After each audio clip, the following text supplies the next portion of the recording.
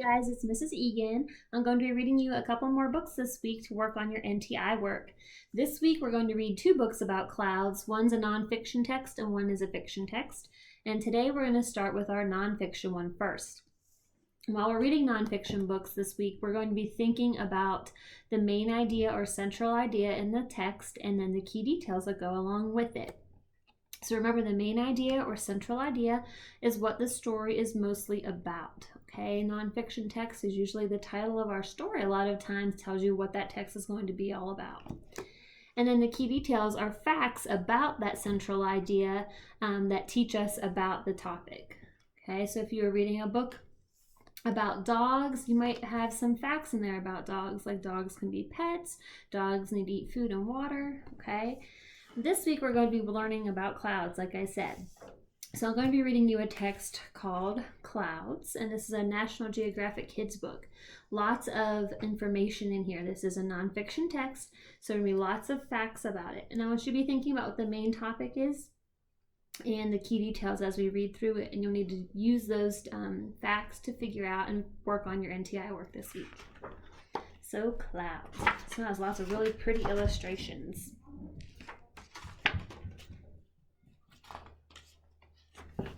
Look up, clouds. They float in the sky above lakes and seas, gracefully billowing in the breeze.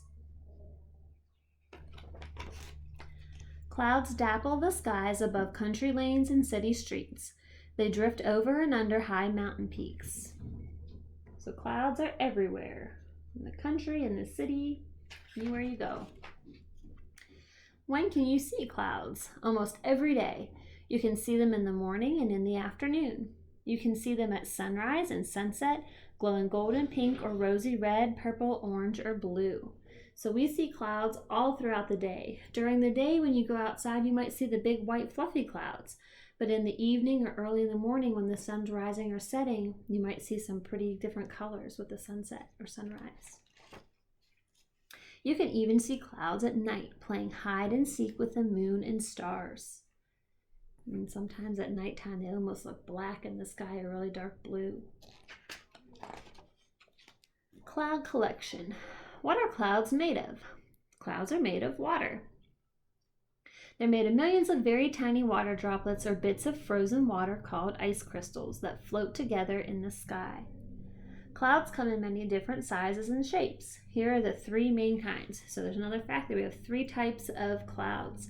The first one are cirrus clouds. They look like wispy white brush strokes. Like if you're painting, brush strokes from that. They're real thin. You might see those in the sky on a nice sunny day. Number two, stratus clouds look like fuzzy gray blankets stretched across the sky. So those ones are really thick. They kind of cover up a lot of the sky like a blanket. And then number three, when we draw in our illustrations, a lot of you like to draw cumulus clouds. They look like fluffy balls of cotton. So those are the big fluffy ones that you might be able to see when you look at clouds outside. You might see some shapes in them. Drip drop. Clouds bring the rain that all the plants and animals need to live. Flowers and frogs, trees and tigers all need rain. Rain happens when the water droplets in a cloud bump into each other and stick together. When they become too heavy to float in the sky, they fall down to earth as raindrops. So there's another awesome fact there about clouds and how rain happens. All those little water droplets that make up the cloud get real heavy and then they fall. When it's cold enough, clouds can bring snow. Snow starts out as an ice crystal in a cloud, and as the crystals fall through the sky, they stick together and make snowflakes. So when the temperature is cold enough, we have snow. One kind of cloud piles up high in the sky, towering like a giant castle. These clouds create storms with pouring rain, wild winds, lightning, and thunder. We've had some of those lately too. It says flash, crash, boom. These are cumulonimbus clouds called thunderheads. It's a big word there. Cumulonimbus. So that's where we get our storms from, those types of clouds. If you were an eagle, you could fly through a cloud and feel wetness on your feathers. But you don't have to fly to feel a cloud. You can walk through one kind. It's called fog. Fog hangs low over land or water. Have you ever walked through fog before? And then you've actually walked through a cloud. Cool clouds. Whether you're on the ground looking up at clouds or in an airplane looking down at them, clouds are fascinating to watch. Here are some mysterious looking clouds from around the world. So at the top here it says these bubble-shaped clouds sometimes hang from storm clouds. See, they have little bubbles on them. Saucer-shaped clouds like this one usually form near mountains, kind of over top of the mountain there. The rainbow-colored patch in this cloud is called iridescence. If you look real closely, it almost looks like a rainbow inside of that cloud. The morning glory is an enormous roll-like cloud that only forms over Australia. So that's pretty cool. This type of cloud only forms over Australia. And sometimes light passing through clouds forms a glowing circle around the moon called a moon dog. And that's this one right here. When high winds blow, clouds sweep swiftly through the sky, changing shape as they go. Other times, clouds seem as still as statues, but if you keep looking, you'll see them change shape. Clouds are always moving and changing. So they're always moving, always changing shape. If you could look at Earth from space, you would see that there are always clouds floating somewhere over our planet. And we've looked at pictures of our Earth before. All of the white parts, those are all clouds.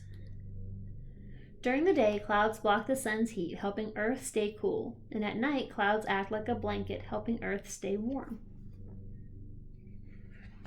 It says, thanks, clouds. Clouds bring us the rain we need to live. They fill the sky above us with beauty. How boring the sky would be without them. And these last couple of pages say about being cloud watchers and what do you see. And actually for your writing this week, you're going to go outside if it's a nice day and try to look at the clouds and see what you see in the shapes. So this one almost looks like a little rabbit or a duck or a heart. Okay. So as you were listening to that story, I hope you were listening for the main topic or central idea of the story. The story was all about what? Clouds, right? So that was our central idea. That would go on our organizer as the main idea. And then the key details. There are so many facts in this book. So all the things that you could write about clouds, you could write the 3 different types of clouds. You could write about what clouds are made of. You can write about how it rains because that was another fact we learned about them. Okay? So remember all of those things when you were working on your work this week.